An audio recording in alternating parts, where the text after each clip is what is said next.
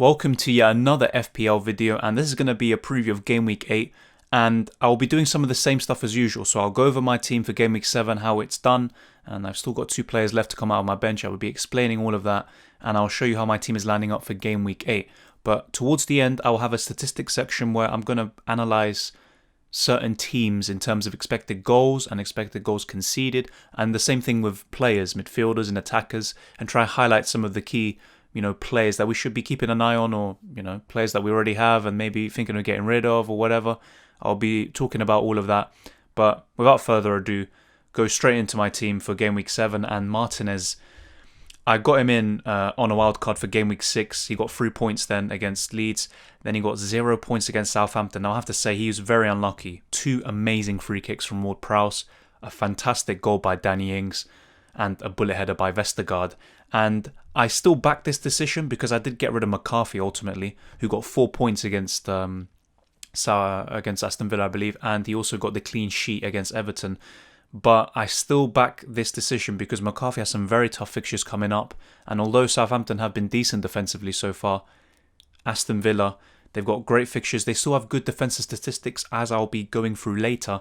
And they've just got a lot of great fixtures coming up until Game Week 15. So I still back this decision, although ultimately in the first 2 game weeks since I've got this guy in, he hasn't delivered. But yeah, Martinez and Grealish, from a non-FPL perspective, they're just great players. And, no disrespect to Aston Villa, but I think they could even be playing for a top 6 club because they're both that good. And to be honest, Martinez was already, well, maybe not last season, but he technically was. But yeah, just a great goalkeeper. I'm still not going to, just chop and change my keeper as of yet. Hopefully they start to shore up defensively because, 7 goals conceded in the last 2 games. And before that, they conceded 2 goals in 4. So, a lot of these Martinez owners, and even those who have Mings and Konsa and Target, all of these Aston Villa defenders, you can feel a bit hard done by because, just Aston Villa have tailed off a bit recently, but they should be getting better. I'm not going to say they're going to reach the heights of the first 4 games, but they should be better than what they've shown in Game Week 6 and 7. So not too worried there. Now, the main talking point from my defence, anyway, is Roman Saiz. He actually didn't even play a single minute. Now, I'm happy ultimately that he didn't in the end. But, as you'll see with the transfer I made out just before the Game Week 7 deadline, I could have actually benefited from this hugely. But, Roman Saiz, have to get rid of him. I don't want any rotation risks in my team. And this guy was the highest scoring defender in FPL before Game Week 8, and he just got dropped. But he's got Marçal, and now he's got that El Nouri guy as well to contend with at left wing back, and at left centre back it's between him and Kilman. And because Kilman is so much cheaper and he could just be benched if he starts to become rotated, that's fine. But with Saiz, he's 5.3 million. He actually went up in price before Game Week 8. A lot of people brought him in, and then he just got benched. So they would probably have to transfer him out like straight away, unfortunately. But it's a shame. He was a good FPL asset, but you can't have someone who's going to be rotated. He could play next week, but the point is, to be honest, I don't think he will. And the fixtures are really poor anyway, very, very poor. But with how Kilman has been playing and how, the goal that the left wing back scored, it's hard for him to get back into the team. Cody is literally a set and forget in that team when Bolly comes back as well. But I don't know. Roman Saiz just not feeling it at the moment. So he's just definitely, if you have him in your team and you've got no other major issues like injuries, definitely get rid of him. It's just not worth it. Same with Reece James before, until he has now started to cement his place in the Chelsea team. And speaking of Kilman, a clean sheet this time. Very happy with that. And just great value for 4.2 million. He's going to keep going up in price as long as he plays. But in the future, if you look at all of these fixtures, I'm not saying they can't keep some clean sheets in there, but it's just not going to be a recurring thing. I think it will just be scarce, maybe 1 clean sheet from every 3 or 4 games, not at the rate that they've been doing recently. So but very happy with Kilman. Fantastic price. Seriously, it reminds me of Koundé in the Champions League Fantasy, where he's 4 million, playing in a good defensive team and all of that. So very happy with Kilman. And Robertson, someone I'm not happy with, but he did look very, very threatening against West Ham. And on another day, maybe could have got an assist for Salah when he got the ball. He bombed forward, he was in the box, he could have dragged it back and think it was straight at Fabianski. But Robertson is a great player. I still would recommend holding at least one Liverpool defender if possible, but I can understand why some of you would be making the switch from Robertson or Trent to someone like Chilwell. I completely understand that. Maybe even go double Chelsea defence. But some great fixtures coming up. I think the clean sheets will come soon. Fabinho should be back within a few weeks, probably after the international break. And to be honest, if Gomez dealt with the situation a bit better, maybe they kept a clean sheet against West Ham. But yeah, it's still very disappointing from Liverpool. They've conceded the most goals of any team in the league. So when you think of it like that and you have a 7 million plus defender like Trent or Robertson, it kind of does put doubts into your mind. And I have considered it. As soon as they conceded, I'll admit I was a bit reactionary and just thought, you know what, nah, I have to get rid of him. Even if it's on a hit, I actually would want to. And to be honest, I may end up getting rid of him anyway. I'm not saying you can't get rid of them, but I'm still going to wait out and see. I got other issues with my team, like I said, with Roman Saiss and with the Danny Ings injury, which I'll be talking about later on. But yeah, as of now, just going to keep Robertson. And I still think in terms of attacking threat, him, Trent and Chilwell are the ones you want to get. And Castagna as well, potentially. But apart from that, in terms of goal-scoring defenders, apart from the Zoomers in this world who can get these set-piece goals and Vestergaard, yeah, Robertson's just reliable in terms of those attacking outputs. And to be honest, they're putting up similar numbers, the Liverpool defenders, compared to last season. And they ended up getting, 190 to 200 points. So it's a long, long way to go. As of now, it's not looking good. But yeah, if you're on double or triple Liverpool defence, definitely don't do that. Like, try to move away from that at the moment anyway. But having one Liverpool defender isn't necessarily a bad thing. And moving on to the midfield, James Rodriguez didn't play. So Kyle Walker-Peters will be coming on. And yeah, before I go into the rest of my field, I will admit I actually got rid of Lamptey for Kyle Walker-Peters. And Walker-Peters, Lamptey, I don't know if he would have been my first substitute, I'll be honest. He might not even have been my first substitute. But if he was, that's 9 points coming off my bench. And that takes my total from 61 to 70 with either Struijk or Bissouma coming on also. So yeah, a bit disappointing there. But I still don't back Brighton defensively, and I prefer Southampton's defence. I know they conceded 3 goals late on, but I think they switched off after being, so many goals up. But it's just, it's a crazy season, to be honest. And yeah, Lamptey against Tottenham away, he just gets the goal. And to be honest, unbiased view, I think the goal shouldn't even have stood. And I'm not saying that because I got rid of Lamptey. There was a foul on Højbjerg in the build-up. So I was technically a bit unlucky there, but I made a decision and I faced the consequences of it. It's still a bad decision from my part in the short term, but long term, I'm more confident in Walker-Peters and Southampton defence than in Brighton. Because, yeah, it's just, with Brighton, I just don't know, like, against someone like West Brom, they can not even keep a clean sheet and Lamptey gets no attacking returns. And then against Spurs, he literally scores a goal, but, you're not really going to start him in those type of games, are you? So, disappointed with that, but it is what it is, and you can't get everything right, unfortunately.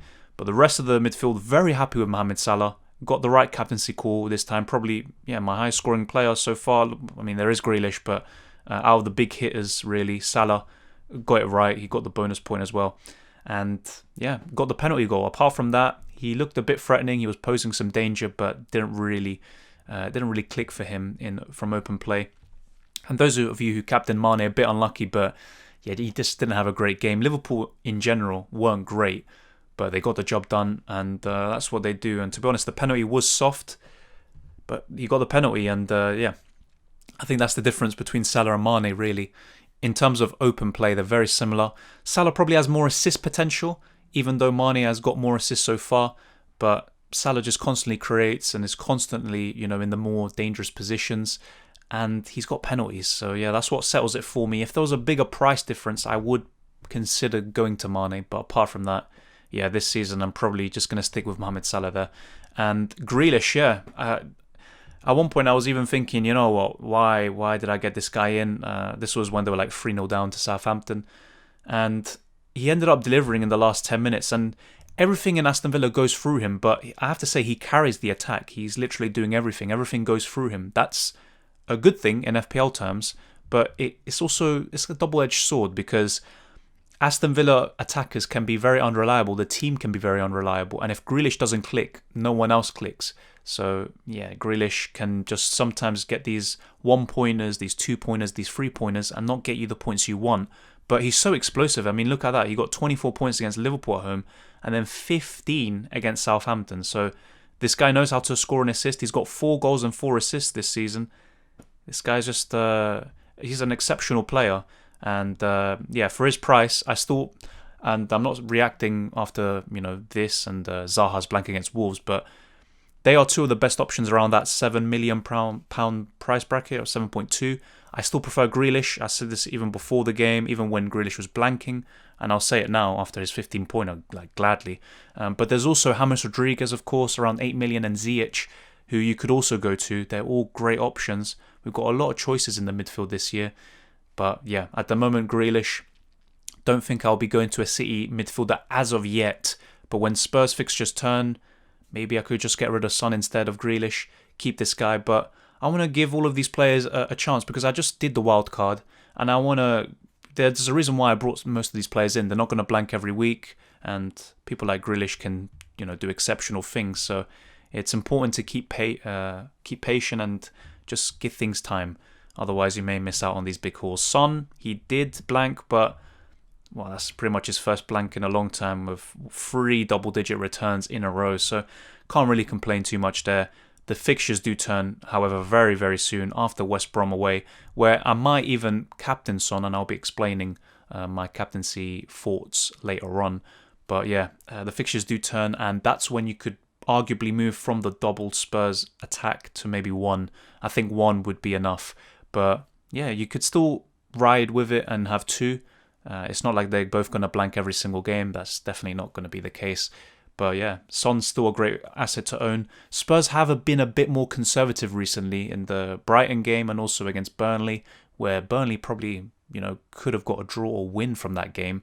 And that does affect Son and Kane's effectiveness as FPL assets. And they're probably not going to be as explosive as they were in the first few weeks. But they're trying to shore things up after that disastrous, capitulation against West Ham. So it's completely understandable. But if you own Son and Kane, that's something to bear in mind. Like I said in my last preview for Game Week 7. So yeah, just something to bear into your account. And as for the strikers, Danny Ings has had a scan today. And it is positive. It looks like he could be back soon. He could even be back by the next game week. However, there is a chance that they'll just rest him. They can still beat Newcastle without him. And that won't be an easy game for sure. Newcastle have been decent. But yeah, they could just rest Danny Ings. And then over the international break, this guy can just be ready to go for the Wolves game. But maybe. I know there's some tough fixtures. And Ings is fixture proof. He delivered yet again.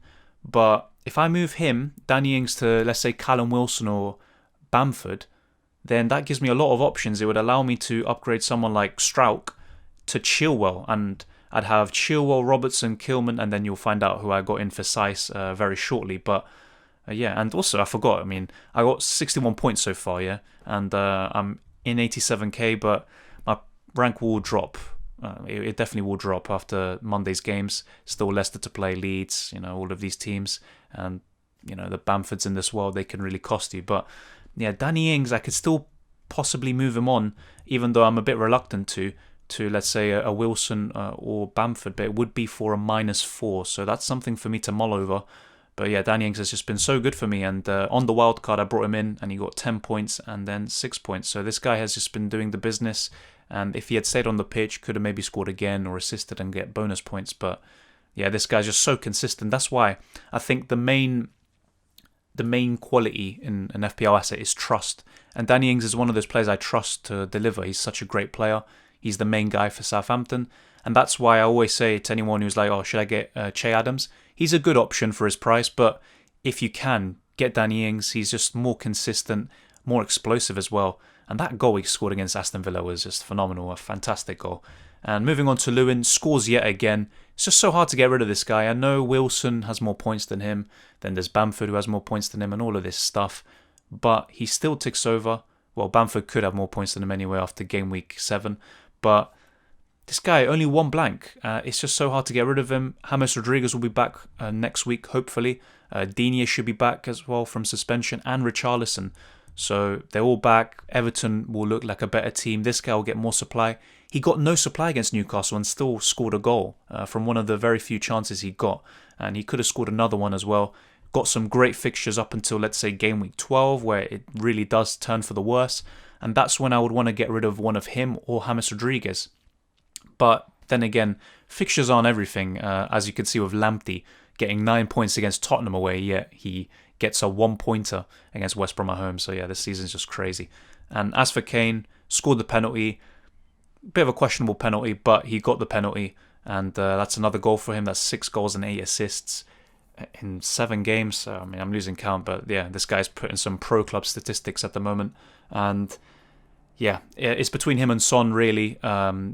If I do decide to maybe go to a City attacker or something like that. But City aren't really firing too much as well, so maybe I'll just wait and see. I do have other stuff to deal with in my team, such as the Ings injury. We'll see what the latest scans say, but it looks good so far. Could only miss 1 game week, but yeah, we'll have to wait and see. And yeah, got to wait and see what Struijk does, and if he doesn't play, then it will be Basuma. But if Struijk doesn't play, it would make my decision easier. I could literally just go from Ings to Wilson and then Struijk to Chilwell. And I also have a very good defence along with Robertson, Kilman. And what is my transfer this week? Kurt Zouma. Yeah, very reactionary. 14 points, got a goal. He's the top scorer for Chelsea. Oh yeah, you just get him in. But he is the highest scoring defender in FPL. And obviously, I made this transfer to beat the price rise, and also I wanted that Chelsea cover, and I couldn't go from Saiss to Chilwell, which is, you know, my ideal situation. But a double Chelsea defence isn't too bad. The only thing is that after a few game weeks, the fixtures do turn for them, and they've got some very tough games. But with Mendy there, with Thiago Silva and Zouma having a very good partnership with Chilwell and Reece James, they've got a good team, and they can keep more clean sheets. They're one of the best teams in the league defensively at the moment. So yeah, I've got this guy in. He's also just a threat from set pieces. He's a unit. So Kurt Zouma's in, a bit of a differential as well. And yeah, hopefully he continues to get the points. And he's in my starting lineup as well. And you'll notice, where's Robertson? Well, he's on my bench, but it's between him and Kilman. I might end up going Robertson. I know it's Man City, but the attacking potential is what separates him and Kilman. Kilman could keep a clean sheet against Leicester. Wolves are definitely capable of doing that. Could be a 0-0 or something like that. But Robertson has the attacking potential, so I may end up going with him over Kilman. There's also Walker-Peters against Newcastle. And if Southampton, defend like they did in the first half anyway, rather than the second half against Aston Villa, they can keep a clean sheet there as well. So tough decisions to be made. Do I just bench Danny Ings as well and Robertson comes in with these other, defenders? Maybe Struijk could play. Let's see how he does against Leicester today, if he even plays and all of that. So I'll have to wait and see after these games to fully finalise this starting 11 and also my final transfer. I'll also be keeping an eye on the Danny Ings injury and the further scans they're going to perform. And, if there's noise about him maybe getting rested for the game against Newcastle, could take a -4. If not, I could just bench him and ride out those tough fixtures Southampton have. But this is how my team is looking. Martin is in goal against Arsenal away. Nearly said Aston Villa because I'm used to him being an Arsenal player. But I have to say, on the whole, the fixtures are very tough. I've got Kilman away to Leicester, Robertson away to City, same with Salah as well. We've got Rodriguez and Calvert-Lewin at home to United, who will need a response after losing to Arsenal 1-0. Grealish as well against Arsenal away. Son and Kane against West Brom away, that is pretty good. And they're probably the standout captaincy options this week. And Ings, hopefully he does play, but I don't want him to be risked and him aggravating a knee injury unnecessarily. But if he does play, that's a great fixture for him against Newcastle. But on the whole, pretty poor fixtures for my team this week. But that's how it is. It's not always going to look great on paper. But then again, I might do better than Game Week 7 or Game Week 6, which was a disaster, or Game Week 3, which was even worse. So yeah, we'll have to wait and see. But yeah, expecting some big things from certain players. But yeah, in terms of captaincy, I do think I might go Son. Away from home, he is the main guy for Spurs. Kane is probably better to captain at home. But the fact that Spurs are a bit more conservative, I think they'd be happy to get a 1-0 against West Brom. That does put me off a bit. But then again, who else could I captain? I'm not saying that Salah can't produce against City. Of course he can. He's done it in the Champions League before. Rodriguez and Calvert-Lewin can score against United for sure. Grealish can do very well against Arsenal, even get double digits. And Ings, if he plays, can do well. But I think Son and Kane are the standout captaincy options. Their form overall and the opponent, who have pretty much the worst defence on paper in terms of expected goals conceded. But yeah, some tough decisions to be made in terms of the starting lineup. Who starts with Robertson, Kilman or Strauch? Do I get rid of Ings? I've already got Zuma in for Seiss. A like-for-like switch, pretty much the same price. But yeah, still happy with my team. I know the wild card, at least in the first 2 weeks, hasn't been too successful. But bringing in the likes of Danny Ings and Grealish have been good. They've gotten some big hauls for me. I've changed the structure of my team. I'm happy with it. But of course, in hindsight, maybe I could have saved the wild card and kept on going. But I still like this team and I want to give it a chance. But there's obviously a few things I want to tweak here and there. And yeah, Chilwell, still want to get him in, even though I have Zuma already. And like I said, if Robertson continues to not deliver in terms of clean sheets and doesn't get the attacking returns, literally you could just downgrade him to Chilwell. And yeah, but the Ings injury could make things easy for me, make me some money, and I can literally have a very good defence and even upgrade my midfield as well. But yeah, it's just very hard to drop any of my strikers at the moment, unless an injury like this happens. But that's how my team is looking, and I'll be posting on the community tab, you know, who I'm going to captain in the end and my final lineup. But yeah, hopefully no more Lamptey to Kyle Walker-Peters moves, which makes me lose 8 points because of my bench and all of that. Like, damn, that's pretty bad. But the statistics section, this is very important, and I'll make this brief because overloading yourself with statistics, even if it's the same type of stat, it's not recommendable. And like I said, football isn't just about stats, otherwise the mathematicians would always win. But in terms of expected goals, who is first? Liverpool, no surprise there. But what is really surprising is that, yeah, there's a difference of like 2. So they have 15.96 in terms of expected goals, and Spurs have 13.72. But the huge difference is from open play. From open play, Liverpool have 12.14 goals, expected goals. But Spurs, who are second as well in this statistics for non-penalties or open play, 8.73. So there's a huge difference from Liverpool to the rest of the league from open play in terms of expected goals. So that's something to keep an eye on. That's for maybe some of you who want to go away from Salah or Mane. I would still hold on to one of them, but that's my personal opinion. And then you have the likes of Everton still up there with 11.76 in third place. And then West Ham and Chelsea complete the top 5 for expected goals. And, you know, 4 of those teams, apart from West Ham, are actually in the top 5 of most goals scored in the whole season. So they're kind of matching their statistics. But West Ham still have 13 goals scored. So some of these teams where, you know, you want the likes of Antonio from West Ham, good option when he comes back from injury. If you want Ziyech from Chelsea, I think he's probably the best attacker. And, you know, Pulisic, he's the most explosive, but he just gets these injuries. That's why I got him out in the first place on a hit, I think. Or I think, yeah, on the wildcard, I took him out for Grealish. Just, you can't trust him, and very unfortunate for him to be drawn out in the warm-up. But hopefully he gets well soon. But yeah, Ziyech, I think, is probably the best attacker that you can get from Chelsea. And I wouldn't expect 14 points every week, but you can expect them to tick over with 5-pointers, maybe 7-pointers, getting those goals and assists every now and then. And I think he could be a bonus magnet as well. But in terms of the lowest expected goals, now, these are 3 teams I want to highlight because I know a lot of you like their assets. So for those of you who have Daniel Podence, Jimenez and all of these attackers, Wolves are actually 17th in the league. And they've played an extra game over maybe 2 or 3, 4 teams. They've got 6 expected goals, 6.08 to be precise. That's 17th in the league. But then we look at Man United and Man City. They technically do have a game in hand over most teams, but Man United, 7.07 expected goals. They're 16th. And that's not good if you have the likes of Bruno, Rashford, Martial. That doesn't mean they're not going to get points, they're never going to score goals. That's not what I'm saying. But the point is, they're not attacking that well. And on paper, they're not really creating the good chances that you want from an FPL asset. But if you compare that to the likes of Chelsea, Liverpool, Spurs, Everton, who are getting chance after chance after chance, and these expected goals, they rack up the goals, they keep scoring.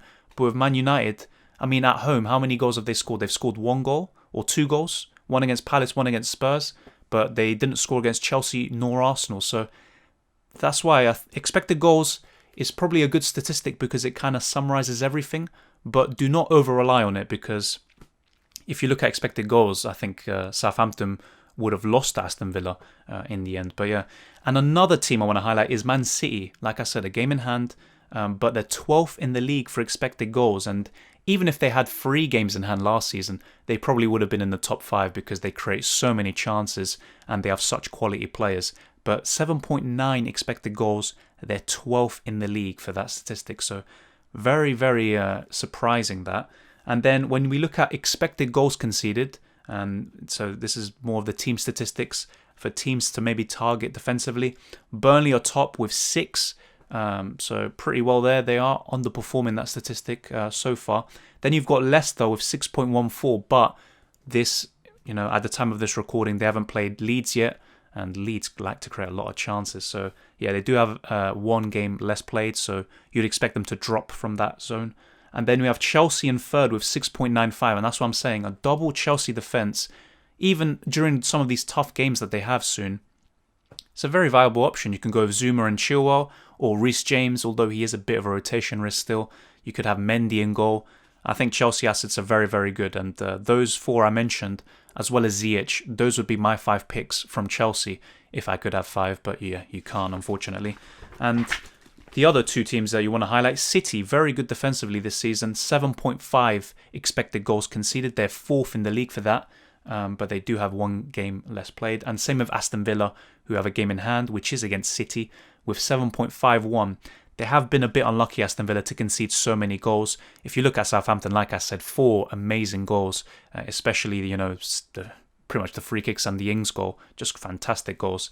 So yeah, I wouldn't expect Aston Villa to concede 3 goals every single game, but it's still concerning because Martinez isn't getting the points, and all of these Villa defenders that we have. Worth noting that Arsenal are 6th best with 7.54 goals, expected goals conceded, so that's pretty good. And now Liverpool, this is one thing I really wanted to highlight. They are actually ranked 11th for expected goals conceded with 8.27, but how many goals have they conceded? 15.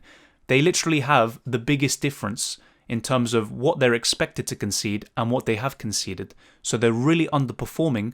They have been a bit unlucky. So you wouldn't be too surprised if they start keeping a few clean sheets here and there and concede less goals overall. So it's interesting, all of these statistics coming into play, because in the end, I think Liverpool probably should have more clean sheets and Liverpool defenders should have more points, but just hasn't happened for them yet. And now in terms of the worst defences, so I'll just run over these quickly.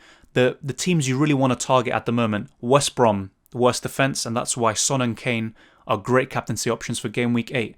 Then you have Crystal Palace, they're 19th worst, or should I say the 19th? Yeah, the 19th worst. I'm literally getting that confused. And then Newcastle, 18th worst, Fulham 17th, and United 16th. But yeah, well, actually, they have a game in hand. They actually could get even worse. But yeah, we have Everton, who are actually approaching some of the worst defences in the league. They have the 14th most expected goals conceded, which is not good at all. But yeah, I would stay away from Everton defenders anyway. Digne is a red card magnet and a -1 point magnet. But the Everton attackers, however, go for them, definitely. Rodriguez, Calvert-Lewin, stick with them. Apart from that, maybe I wouldn't really look elsewhere from Everton assets at the moment anyway. But in terms of players, to wrap off this video, some very interesting statistics come up. If you look at expected goals, who has the highest? Callum Wilson of any player in the league, at least from the forward positions. Then you have Kane in 2nd place. Dominic Calvert-Lewin is still 3rd. Vardy 4th, and Maupay is 5th. And Vardy and Maupay actually have a game in hand. And Vardy didn't actually play in 1 or 2 of the games, and he still has one of the highest expected goals. Although, penalties do play a big part in it. So apart from Dominic Calvert-Lewin, who isn't a penalty taker, the rest take penalties. So that does play a big part in the statistics. Bamford is still 7th and has a game in hand. Then you have the likes of Antonio in 9th, Ings in 12th, Jimenez in 14th, and Werner's actually up there in 13th in terms of expected goals. And those are some of the strikers you want to keep an eye out for. But then you look at Ings with 2.68 goals, expected goals, but he's got 5 goals overall, and he's so clinical. That's why I wouldn't look too much at that statistic, but it's a nice guide. But Danny Ings can literally score a worldie like he did against Aston Villa, and he doesn't need 2 free chances. He can score with 1 chance and he gets the goal. And that's the most important thing. It's the points, it's, what they get at the back of the net. So yeah, just bear that in mind. And now, in terms of midfielders, Mohamed Salah is still top for expected goals. There's Mane as well, who they're in the top 2. Zaha, Jorginho and Bruno make up the top 5. And in terms of expected goals involvement for midfielders, pretty much the same. Salah and Mane are in the top 3 as well, but Zaha is second.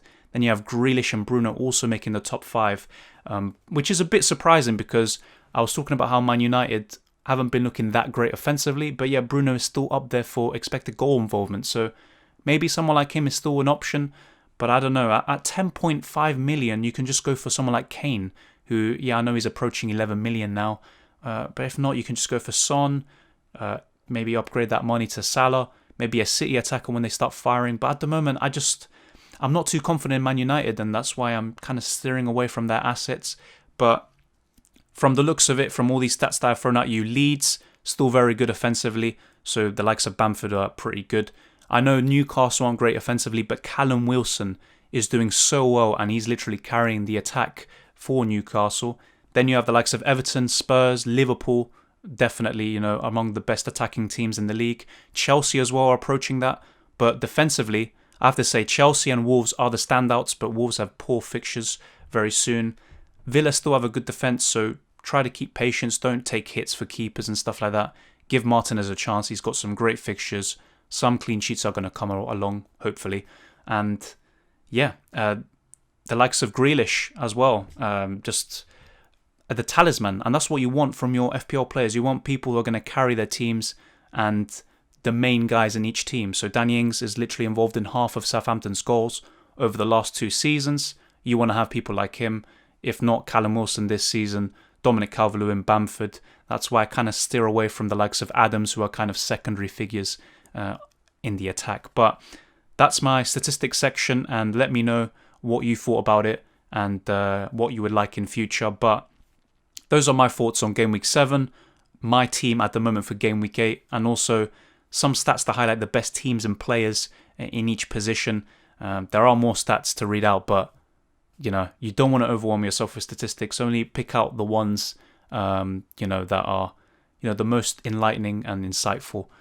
Because yeah, if you just look at stats all day and you make a team, you might not even do that well, to be honest. But thank you for watching this video. If you enjoyed it, smash the like button, subscribe if you're new around here.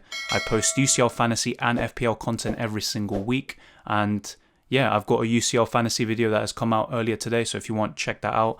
But yeah, thank you for watching, and hopefully Game Week 8 goes well. Game Week 7 wasn't too bad, I guess. And yeah, good luck with your captaincy decisions. Let me know who you're going to captain down in the comment section below. What you think about my team, which transfers you think I should make. Like I said, something I am considering is Callum Wilson or Patrick Bamford in for Danny Ings. And then I could literally upgrade Struijk to someone like Chilwell and have a very good team overall. But yeah, Danny Ings is so hard to get rid of this guy at the moment. But yeah, happy with this team, and I hope you're happy with yours. But if you're not, leave it in the comments, like I said, and discuss it with other people as well, not just me. It's good to have discussions with more people, and someone else's opinion might actually give you something very, very useful. I found that in my experience a lot of times over the last few months, talking to all of you. But thank you for watching, and I'll see you next time.